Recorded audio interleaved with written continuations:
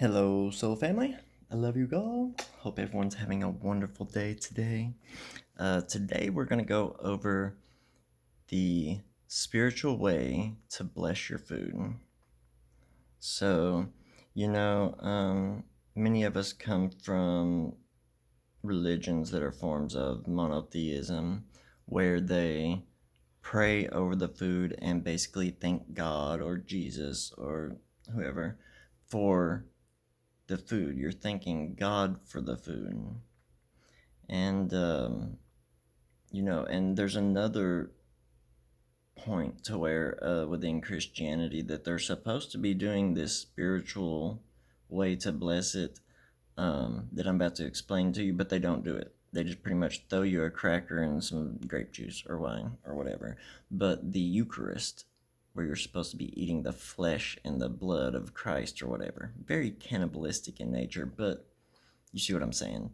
They're supposed to be drawing down divine light and divine energy into those things before they ever give it to you, but they don't. They just grab a box and throw you some crackers and throw you some juice. But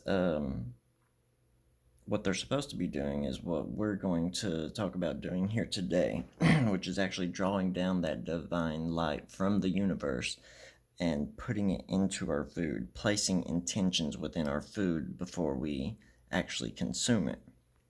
So, when I had my spiritual awakening and stuff, I pretty much just had this intuitive guidance that, praying and asking God for the food is not the proper thing to do. What I need to be doing is thanking the food whose life was sacrificed so that my life can be extended. So, my phrase that I always use is gratitude to the life. And I always express and feel the gratitude that I feel for the food that's in front of me because I understand deeply that, something had to die for me to continue to live. And this is a very good point for like people who are vegetarian and vegans who are all up in arms about, you're killing a living being just because, animals have more of a conscious awareness that we can see than plants, but we truly don't understand how conscious that plants are. So when there've been a bunch of experiments done where plants are and trees are exchanging minerals and stuff when one of them it has less of it. There's also been studies done where they've had plants within a room hooked up to electrodes and they cut down a plant or harmed a plant, and um, the other plants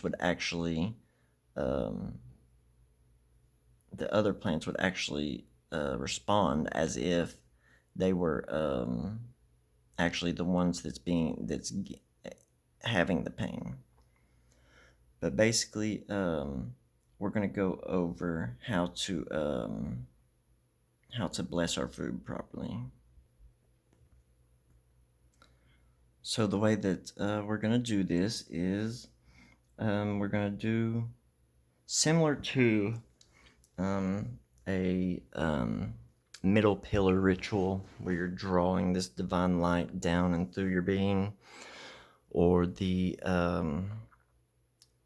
what do you call it? The Kabbalistic cross, where you draw the light down to your third eye from the star at the very top of the universe. But what we're going to do is we're going to be doing a visualization and a little bit of breath work in order to bless this food.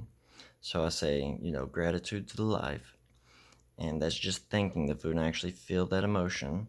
And then I go through this process right here. So what you're going to do is you're going to visualize a beam of radiant white light, or you even could have it be gold, because we're going to be connecting this to our Tiphareth center, our heart center. So you're going to visualize bringing this divine light down through you and into your Tiphareth center. And each and every time that we're going to do this, we're going to breathe in and visualize the golden sphere or white light sphere in the center of your chest, growing brighter and brighter and brighter. I'm actually going to tell you two techniques. So this one, you're bringing it down. Every single breath, you see that light growing brighter and brighter. So you take a really deep breath, not just a chest breath. You want to bring it down into your gut and visualize that sphere growing brighter and brighter with each individual breath. And while you're doing this, also keep that gratitude, hold that gratitude energy. So you're drawing this in, do it at least, you can do it any amount of times. I try to do it like 9 times, because 9 is the number of completion. So you're getting that sphere growing within the center of your chest.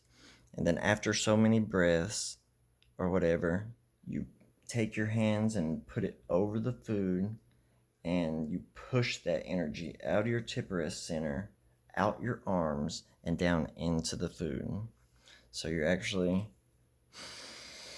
hands over the food, feeling that light grow brighter and brighter with each individual breath, and consciously be aware that you're drawing this light into that center, but with every exhale, you do not release any of the energy. You're just blowing the air out, but still holding that energy within. And then when you feel that the time is right, you did enough breaths, like I said, push the energy through your tipperest center, out your arms, and into your food. You could also do this with just bringing white light. The second technique is just bringing white light directly into the food. So you bring the beam down into the food and use your visualization to see the food start to glow brighter and brighter. But I just prefer to do the tipperest center one, because this is directly connected to many things that you do with energy manipulation within ceremonial magic, or magic in general. So now that you've got all of that energy placed into the food, now you consume it. But you don't just eat like you used to eat, just gobbling stuff down. You want to really enjoy it. You want to feel that energy, traversing throughout your body, and feel the energy coming back into you.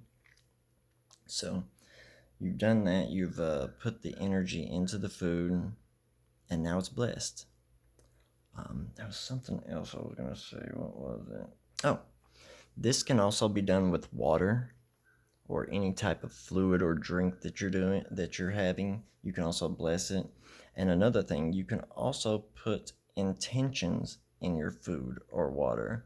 So say you're trying to manifest something within your life, you're going to visualize that as you're bringing the light down into the food. You're going to visualize the outcome as if it's already happened. So you feel the emotion of it manifesting and how awesome you're going to feel whenever it pops up into your life.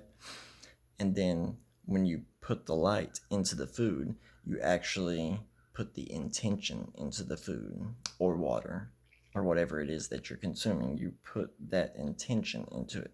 And you can do this with food. You can do it with amulets, talismans, sigils, candles, basically anything. You can imbue your energy and your intentions into any item.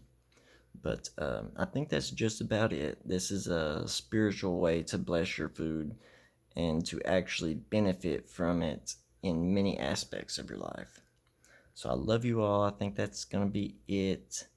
If you guys have any questions or anything, just leave them in the comment section below, and I'll make sure to get back to you as soon as possible.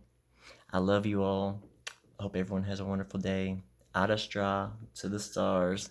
Let's go.